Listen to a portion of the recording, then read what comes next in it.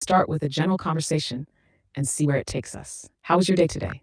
Oh, my day turns really pretty tired. After work, I swim for like 800 meters, and I've been practice about kicks with a freestyle stroke for 20 minutes. Just practice kicks. That makes me pretty tired. After that, when I got home, I had an argument with my girlfriend. Yes. So, but now we are okay, and then I just played. I played just like a 1 hour and a half mobile game with my friend. Yes, that's my day. Wow, it sounds like you had a really full day. Let me help you tidy up what you said a bit.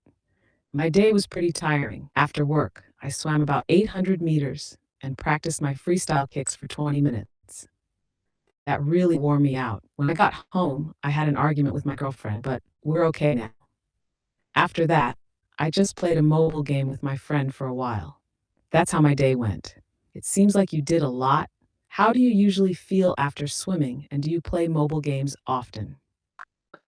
Actually, I can't addicted on a mobile game. Yeah, but I'm trying to just do not play it oftenly. Yes, because like really spend a lot of time on that. I don't think that's good. And after every time after swim, I feel really like fresh. I feel so fresh. I have energy. So my mind is very clear. I can do just like I'm not feels lazy. I don't feel dizzy at all. I just wanna do something that constant just productive things. But today, I felt, I played mobile game. So that's why I decided, it's not yet to go to sleep. So that's why I decided to talk with you, chat with you.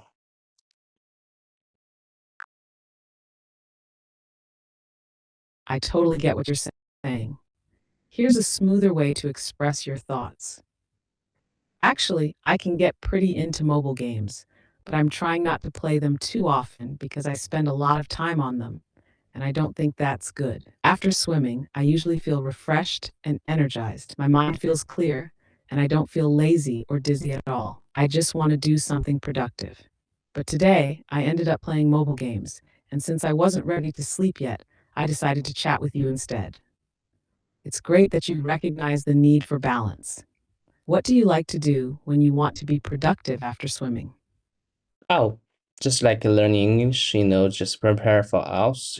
Lately I have been preparing for IELTS listening and, practice it. That listening is pretty difficult for me, so I need to do it.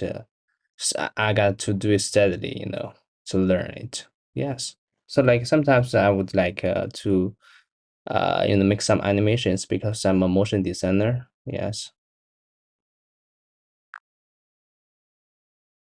That's fantastic. It sounds like you're really dedicated to improving your English and preparing for the IELTS. Here's a cleaner version of what you said. Oh, I usually focus on learning English, especially preparing for the IELTS. I've been working on my listening skills because it's pretty difficult for me. So I know I need to practice it regularly. I also like to create animations sometimes because I'm a motion designer.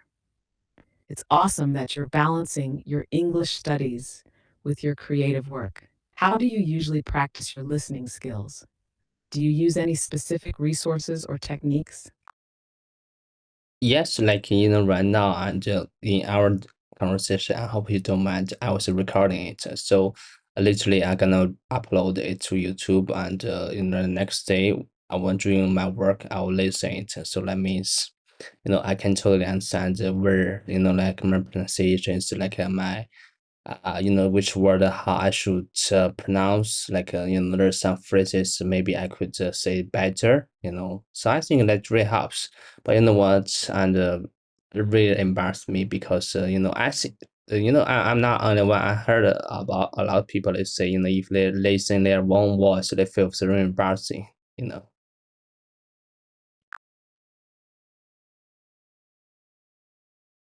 That's a really smart way to practice. Recording our conversation and listening to it later is a great strategy to improve your pronunciation and catch any areas where you can express yourself better. Here's a clearer version of what you said. Yes, right now, during our conversation, I hope you don't mind. I'm recording it. I'm planning to upload it to YouTube, and the next day, while I'm working, I'll listen to it. This helps me understand where I need to improve my pronunciation and which words I should work on. I also notice phrases that I could say better. I think it really helps, but it's also a bit embarrassing for me. I've heard that a lot of people feel embarrassed when they listen to their own voice. You're not alone in feeling embarrassed about hearing your own voice. It's very common, but it's awesome that you're pushing through that discomfort to improve your English. How do you feel about sharing your recordings on YouTube? Does it motivate you, or do you feel a bit nervous about it? No, I don't feel I don't feel nervous at all because there's no one know that's my YouTube channel, and I just feels like on the way of learning something, we should do something like record something like know what we did. So I feels really great. That will motivate me to do more, and maybe someday, if I could say English really well, I'll emphasize people to my YouTube channels. I just tell them, like how many how many English I have, how long I have been learning English and how many videos I've been record it. Yes, I think that will encourage others also. That's a fantastic attitude. It's great that you're using your recordings as a way to track your progress and motivate yourself. Here's a smoother version of what you said. Now, I don't feel nervous at all because no one knows it's my YouTube channel. I feel like when we're learning something, it's important to record our progress and see what we've accomplished. It makes me feel really good and it motivates me for the next day. Maybe someday, when I'm really good at speaking English, I'll share my channel with others and show them how long I've been learning and how many videos I've ever recorded. I think that could encourage others as well. Your plan to eventually share your journey with others is so inspiring. It could really help other learners see that progress is possible. Do you have any specific goals for your English learning, like a timeline or a level you want to reach? No, so far I don't have, and I just wanna have a English IELTS exam and the test. That's my goal, and that's my I think it's my next year goal or this year goal. I don't know, because just back to years ago when and that's when I first time to want start English, I think okay, I don't need to set any goal, just to learn it. Let's say it. So as long as I could speak English well and I could speak English friendly with I could communicate with the foreigners who speak English, But since the day by day, I really just realized, okay, so that's not enough. People always not satisfied with their current status. Like they always want more. So me neither. So that's why since day by day, and now I really want to reach like I could speak English fluently, very very fluently, fluently, and without the subtitles, I couldn't totally understand the films, like televisions, like yeah, like even the news. So that's my goal. But since this year and just a month ago, just I want to say okay, maybe let me check about the else, how's the else, and yes, then I got I was really I just I really just feel oh my gosh, else is really difficult. I mean, it's a long way to go for me so far.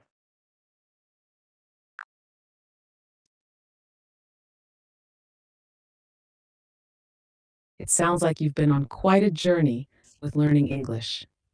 You've already come so far, and it's great that you're starting to set more specific goals for yourself. Let me help you rephrase what you said for clarity. No, I don't have a specific timeline, but I want to take the IELTS exam to test my progress. I think that's my goal for next year, or maybe it was my goal last year. I'm not sure. When I first started learning English years ago, I didn't set any goals. I just wanted to learn and be able to speak English well enough to communicate with English speakers. But over time, I realized that wasn't enough. People are never fully satisfied with where they are, and I'm the same. So now my goal is to speak English fluently to understand movies, TV shows, and even news without subtitles. But just a month ago, I decided to check out the IELTS exam, and I realized it's really difficult. It's going to be a long journey for me. It's normal to feel like there's always more to achieve, especially with something as challenging as language learning.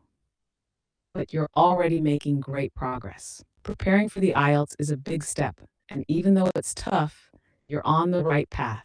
What do you think will be the most challenging part of the IELTS for you? So far, and I was just practicing the listening skills. So it's about the diagrams, like and they have like the map or diagrams, and to tell and then tell your stories. It's a listening, right? It's listening practice, and you're gonna to just tell each. Maybe you're gonna to point out just point finger. I mean, sorry, it's point out. I don't know how to say that. Just point each items for you heard from stories. I think that is the difficult part.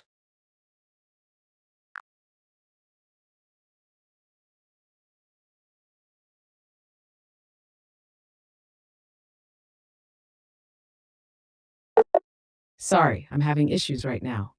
Our systems are experiencing heavy load. Please try again later.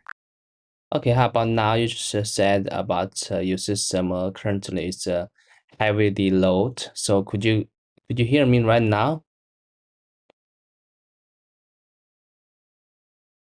It sounds like you're asking if I can still hear you, even if the system is under heavy load. Don't worry, I'm here and fully able to help you with our conversation. Is there anything specific you'd like to discuss or any questions you have right now? Oh, you just asking me questions about which part is the most difficult part of the else. And so far, I just practice the listening skills. So they have like four parts. The first part is about the conversation. The second part is about the second part is yeah, it's conversation too.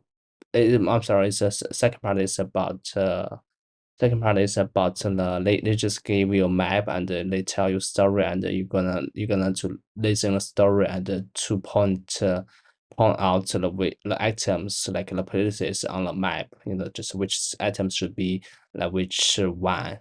So the third part is about the it's about, yeah, it's about conversation too, and it's just like about they have like and let's discuss about some deeply subjects, like topics, like you're gonna to hear the answer.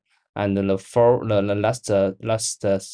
part is about what I was practice is about. The last part is about and it's about the ants nests, and they trying to they just show you diagrams, like to tell you and to tell you story, and I think it's a kind of like a scientist subject, but I haven't heard of, I haven't studied any subject science vocabularies, so it's the most difficult for me, I think.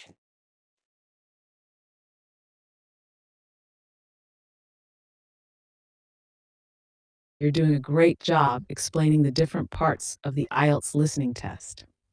It sounds like you've really been focusing on understanding each section. Let me help you clarify what you said.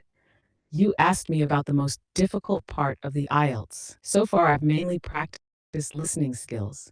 The test has four parts. The first part is a conversation. The second part involves a map. They tell you a story, and you have to listen and identify places on the map based on the description. The third part is also a conversation, but it's about more complex topics where you listen for specific answers. The last part, which I've been practicing, involves a scientific topic. They give you diagrams and tell you a story, often about things like an ant nest. This part is the hardest for me because I haven't studied much scientific vocabulary yet. It sounds like you find the scientific topics challenging because of the specialized vocabulary. That makes sense. Those terms can be tricky if you're not familiar with them. Have you tried focusing on learning some common science related vocabulary? That might make that last section a bit easier. No, and